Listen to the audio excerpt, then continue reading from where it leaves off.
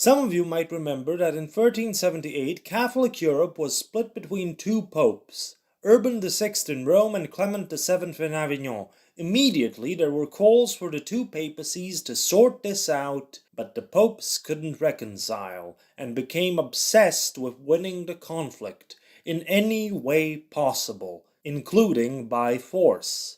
This resulted in completely unqualified men being appointed to positions within the Church because they were deemed useful for winning the conflict. The Catholic world, both spiritual and temporal, divided and came into conflict, and the badly needed church reform was neglected, the sides deeming it impossible until the church was reunited under one of them. The schism caused the crisis of legitimacy in Europe, with believers questioning the validity of sacraments given out by priests from rival sides. Some claimed that no soul had entered heaven since 1378. Not even the death of popes resolved things, as cardinals of each court simply elected successors. In Rome, Urban VI was succeeded in 1389 by Bonifacius IX, and in Avignon, Clement VII was succeeded by Benedict XIII in 1394. Public grumblings were heard against both sides of the conflict. Church attendance dropped, and people were turning to heresy. Theologians like John Wycliffe in England and Jan Hus in Bohemia questioned the established authority of the Church and its doctrines. Doctrines which were decided at church councils and spread by the papacy and clergy, which Hus and Wycliffe deemed too corrupt and interested in temporal matters. The current situation was not doing much to convince them otherwise.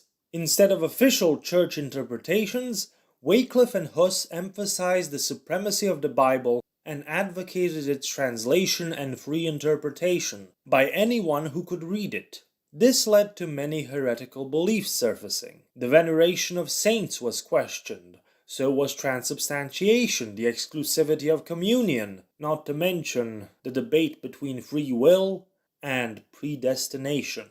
But the one issue that Church was having a hard time defending, even within its own ranks, was monetary indulgences for the forgiveness of sin, which many people characterized as the sin and heresy of simony.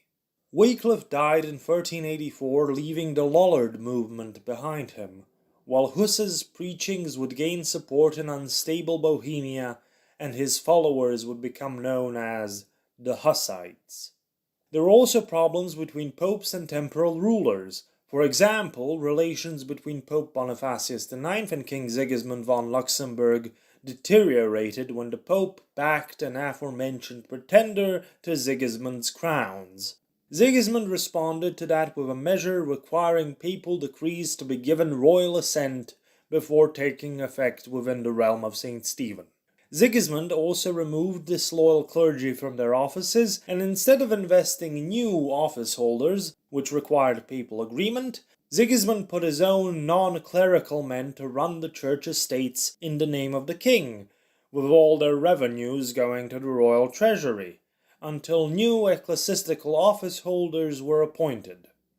And this conveniently took a few years. During this, the Roman papacy went through two more popes, Innocent VII and Gregory XII. From the start of the conflict, the idea was being pushed that all the problems the church was going through could be resolved by a good old-fashioned grand church council, which would take on the issues of the schism, church reform, and heretics in one great problem-solving assembly, but the two popes couldn't or wouldn't call a council or agree to meet at one, because neither side would have control of said council, and they didn't trust each other to play fair. An attempt at a council was made in Pisa in 1409, when clergy from both sides of the schism assembled with the help of King Rupert of Germany. The council deposed the popes in Rome and Avignon and elected the Archbishop of Milan as Pope Alexander V. But the popes in Rome and Avignon declared the Council of Pisa illegal and excommunicated its participants. But a greater blow was struck when Alexander V died in 1410, and was succeeded by Pisan Pope John XXIII. who was far more a general and politician than a priest, with less support than Alexander V. This led to Catholicism being split between 3 popes now. After the death of King Rupert of Germany, Sigismund von Luxembourg managed to beat out his cousin Jobst for the title of King of Germany and future Holy Roman Emperor through the virtue of being alive. And Sigismund wanted to resolve the schism in the name of stability, legality, reform of the Church, unity of Christendom, and so he could get to wear the imperial crown. In 1413, Sigismund met with Pisan Pope John XXIII and arranged for a council to be called at Constance. The situation in Europe had turned in favor of resolving the schism, and Sigismund managed to get enough European rulers to support the council, allowing it to open in late 1414. Sigismund's next job was to keep the council from falling apart, and to avoid problems with some areas of Europe dominating the council with votes. An idea from the universities was adopted, establishing voting blocks, with each block being given 1 vote. The blocks were based on rough geopolitical divides, plus a separate voting block for the cardinals. In this video, we'll first cover the matter of the schism and heresies next time. At the council, Pisan Pope John XXIII did not have a happy time. Fearing dethronement and a flurry of beratements for his sins, he fled the council, hoping it would fall apart without him. But Sigismund kept the council together and approved a decree that asserted the council's supremacy over the papacy. Pisan Pope John XXIII would be deposed for his sins, which, as the English historian Gibbon put it, after the more scandalous charges had been suppressed, he was only accused of piracy, rape, murder, sodomy, and incest.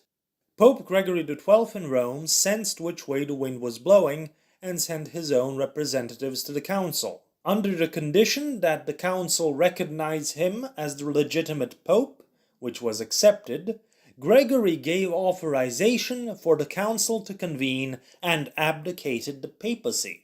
This allowed Gregory's delegates to influence the council in ways which preserved papal authority for future popes in Rome. One of the ways was asserting that certain decisions made by the council before Gregory's authorization were invalid, such as consular supremacy. There was a compromise agreement. The papacy would still call councils at regular intervals, but since the Pope would call the council, it meant that the papacy was still superior. Now, this question of papal or consular supremacy could have mattered in questions of church reform. That is, if the council was actually capable of coming to an agreement on anything. From 1415 to 1417, the council got bogged down in talks of reform, not wishing to elect a new legitimate pope until they agreed to reform. Problem with reform: a lot of ideas, little consensus. In 1417, the matter of electing a new pope got pushed to the forefront, many now arguing that the restoration of the papacy needed to precede reform, because the other way around was clearly not working. This led to the election of Pope Martin V as the one legitimate pope who would sit in Rome. Martin V almost immediately reasserted papal authority within the church and started running things the old-fashioned way. The Council of Constance ended in 1418, with question of church reform delayed until the next council. The next council, the Council of Siena, in 1423-1424, ended abruptly, only arranging for another council to be held in Basel for 1431, which is not the topic of the series, and this has already been a big enough digression as it is. The Avignonian Pope Benedict XIII held on for a bit after he lost the support of the King of France and fled into exile in Aragon. His successor, Avignonian Pope Clement VIII, abdicated when he lost the support of Aragon in 1429, ending the schism for good. There were also other matters dealt with at Constance, one of which was the mentioned matter of heresy, and decisions taken at the time would result in the next big headache for Sigismund von Luxembourg. Pisan anti-Pope John the 23rd is not to be confused with Saint Pope John the 23rd from the 20th century. When Saint Pope John the 23rd picked the number, he said that he was preceded by 22 Johns of indisputable legitimacy, which did not include Pisan anti-Pope John the 23rd. But there actually aren't 22 Johns of indisputable legitimacy, because Pope John the 20th technically doesn't exist. Because at some point in the 11th or 12th centuries, the 10th century Pope John the 14th got counted as two separate popes, both Pope John the 14th and John the 15th, leading to confusion and his successors' numbers being offset. This was fixed when Pope John the 21st in the 13th century decided to use that exact number to attempt to resolve the confusion, leading to Pope John the 20th not existing. Also, one of those Johns might have been an anti-pope.